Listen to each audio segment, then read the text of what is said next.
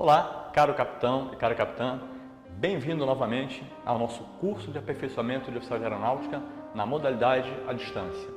Bom, hoje vamos dar sequência ao nosso curso discutindo um terceiro ponto importante do seu trabalho. Mas antes de começarmos, vamos recapitular as duas aulas anteriores. Na primeira aula, nós vimos o que é o ensaio acadêmico.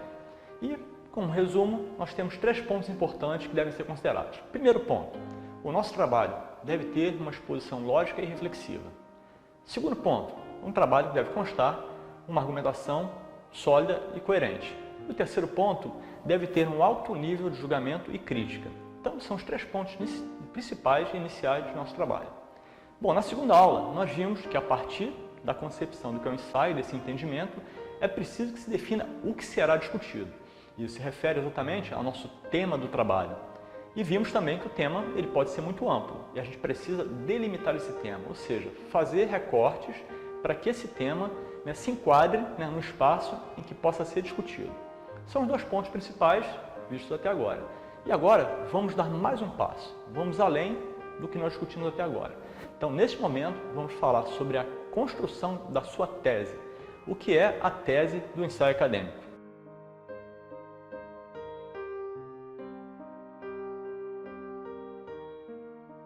Então, eu gosto muito da ideia de Sherlock Holmes, quando ele se depara com um cenário e ele precisa construir uma tese e essa tese vai ser seu objeto de investigação, conforme vemos nesse pequeno vídeo. A pintura é falsa.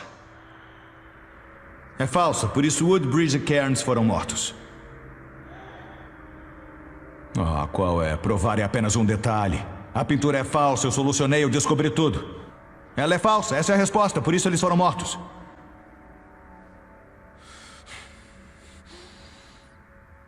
Muito bem, eu vou provar. Me dê mais tempo. Vai me dar mais tempo. É uma criança.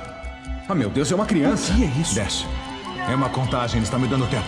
Jesus. Ela é falsa, mas como eu posso provar? Como? A criança vai morrer. Me diga por que essa pintura é falsa. Me diga. Não, cala a boca. Não diga nada. Só funciona se eu mesmo descobrir. Deve estar bem na minha frente. Como? Vai rápido. Lá no planetário, você também ouviu? Isso é fantástico, é maravilhoso. O que é maravilhoso? O que é? É lindo. Amei isso. Sherlock! A supernova de Van Buren. Por favor, tem alguém aí? Me ajuda! Pronto. Descubra onde está e vá buscá-lo. A supernova de Van Buren. Como é chamada? Uma estrela explodindo. Apareceu no céu em 1858. Então como isso foi pintado em 1640?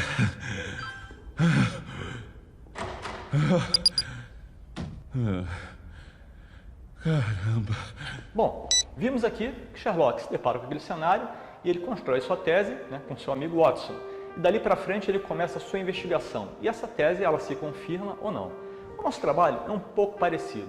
A gente é quase uma espécie de investigador.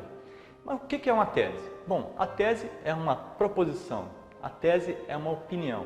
Mas uma opinião fundamentada em argumentos, fundamentada em leitura, fundamentada em dados empíricos, dados factuais. Não é simplesmente a opinião subjetiva, a espécie do achismo. Nós já vimos isso antes. O que é o achismo?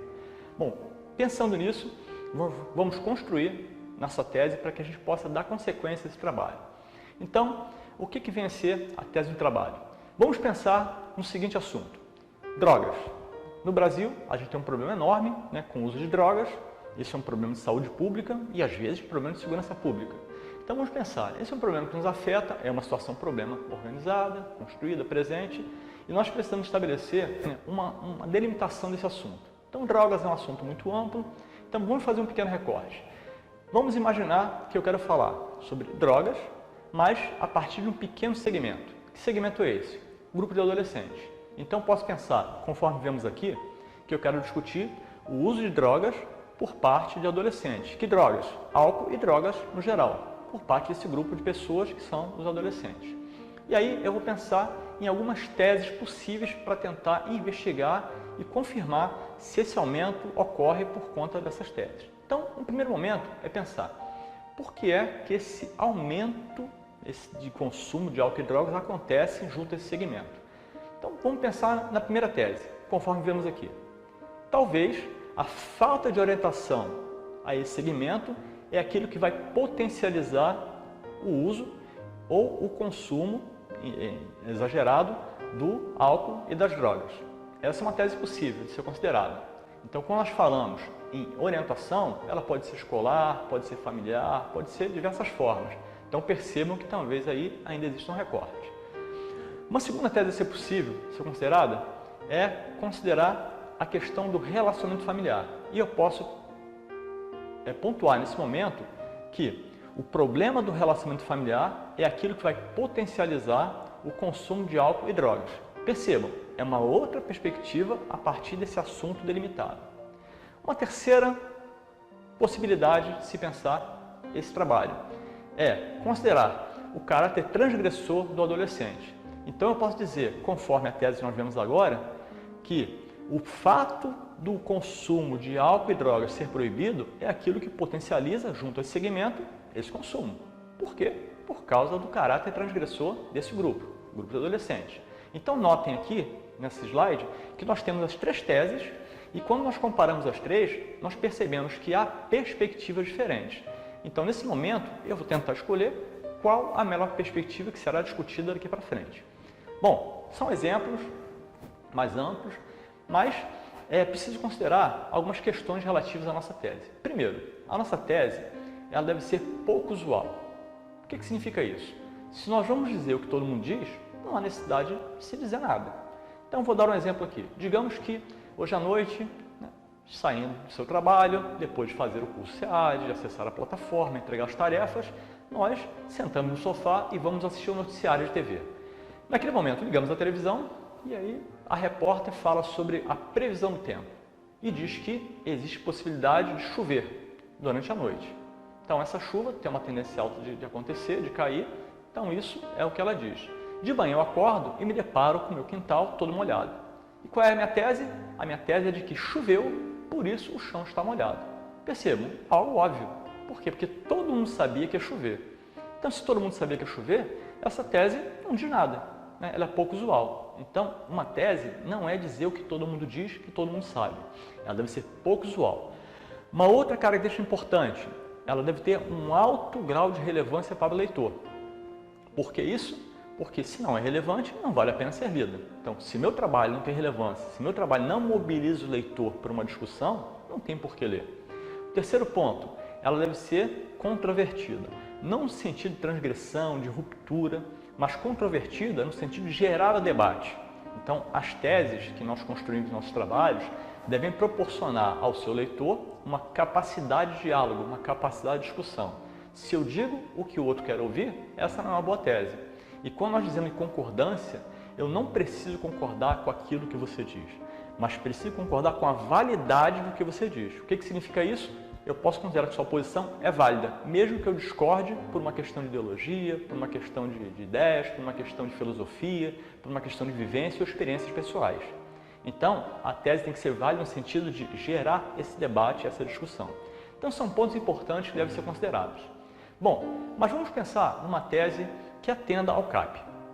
Um exemplo do próprio curso. Nós tivemos um trabalho em que um dos capitães discutiu as operações de paz da ONU, em que a FAB foi chamada a participar. E aí falou basicamente da missão do Haiti. Então, o que acontece? Nós temos os pelotões de infantaria da aeronáutica que vão participar das missões de paz no Haiti. A questão é, qual é o treinamento que esses pelotões recebem? É uma missão específica, é uma missão que foge ao próprio escopo da Força Aérea, uma missão nova. E esse treinamento era proporcionado pelo Exército Brasileiro e pelo Centro de Operações de Paz, que fica aqui no Rio de Janeiro. Então, esse pelotão recebia um treinamento que era de uma outra força, e quando chegava ao terreno, chegava ao Haiti, tinha uma atuação que era uma atuação a partir da filosofia de uma outra força. E se nós pensarmos na divisão de tarefas das três forças, talvez cada uma tenha uma função específica. Então, a Força Aérea tem uma função específica na atuação da missão do Haiti. O Exército talvez tenha uma outra atuação diferente da Força Aérea. E a Marinha, por meio do Corpo de Fuzileiros Navais, talvez também tenha uma atuação diferente. Então, quando uma força recebe treinamento de uma força diferente, né, talvez exista uma certa confusão, um certo conflito de atuação em relação a essa experiência.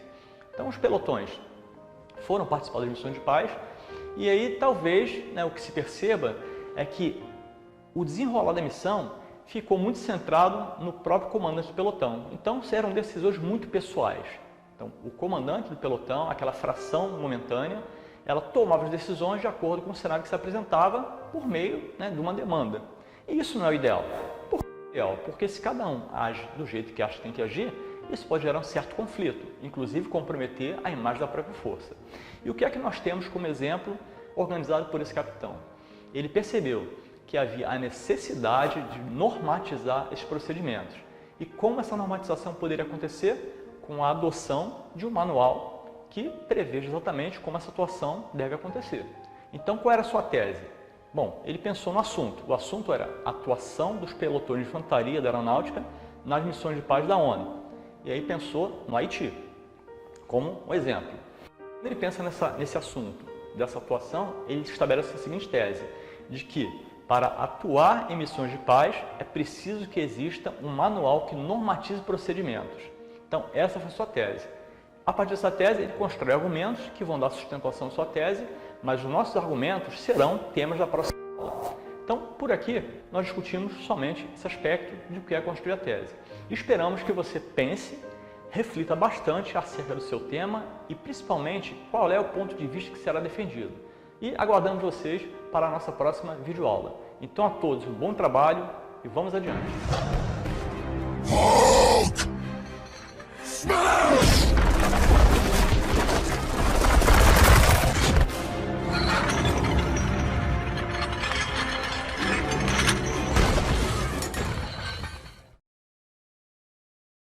SEAD, capacitando técnica e cientificamente os profissionais da Força Aérea Brasileira.